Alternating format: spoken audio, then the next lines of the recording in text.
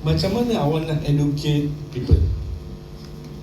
Okay. Orang kampung ni dia tahu bila kat benda MPK ni orang dia apa dia kata, tapi you kena macam mana nak associate supaya dia nampak semua. Dia nampak.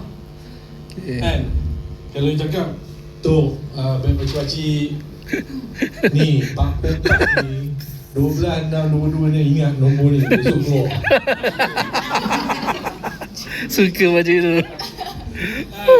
Tak, itu seluruh orang macam barulah you cerita apa dia guna dia. Apa N tu apa pakcik? N tu apa? Nitrogen. Nitrogen tu tak apa pakcik? Kan kalau pakcik tak pakai nitrogen tak kuat lah. Betul lah. Kan? P apa? Phosphate tu apa? Pakcik tak ada ni, gigi tak ada. Contoh saya contoh lah. Kemudian apa? NPK. K apa? Kalsium. Kalium. Kalium ni tak ada, buah tak jadi. Contoh saya tak tahu ni. Dia contoh macam tu. Jadi barulah orang akan saya boleh nampak dulu. Kan, you cakap ni boron apa dia kata apa boron ke?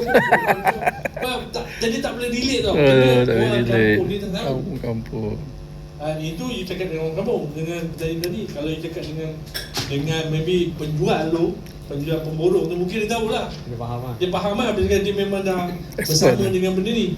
Tapi kalau you educate, selalunya dalam business educate is more important. Bila dia faham, dia percaya kat you. Saya bukan nak jual pakcik, saya nak ajar ni je. Pakcik tahu ni senang. Pakcik nak buat besar, pakai ni. Ada benda halangnya. K ni mesti besar ni. Okay? Betul tak? Betul. Kan? Kalau pakcik nak buat lebat, N ni mesti besar juga. Kan? Besar dia 12. Contoh macam tu. Okay? Dan terus kalau you dekat tanah ni, kau tengok macam mana. Saya rasa ikut firasat saya, yang ni tu pakai yang lestari je. Betul. Nah, hari ni saya bawa ada dalam lori tu saya bawa. Memang saya nak bagi harga special. Ni dia. Ambil sekarang. Lepas ni saya dah nak cabut dah ni. Okey, faham tak? Faham. So relatekan pada dia sehari-hari dia. That's the most important. Sebab you bercakap sendiri, you cakap facts tak ada emosi. Kita bercakap pasal effective tadi kan? Kan? Emosi tu tak ada. Dia tak nampak. Emosi tadi. Kan? Tak ada emosi yang dia nak emosi. Orang tua. Saya pun diri. Dia nak emosi, dia nak tahu. Ya, betul. Itu yang awak tak approach. That's kena betul. Okey, alhamdulillah. Okay? Jadi dah dapat lah.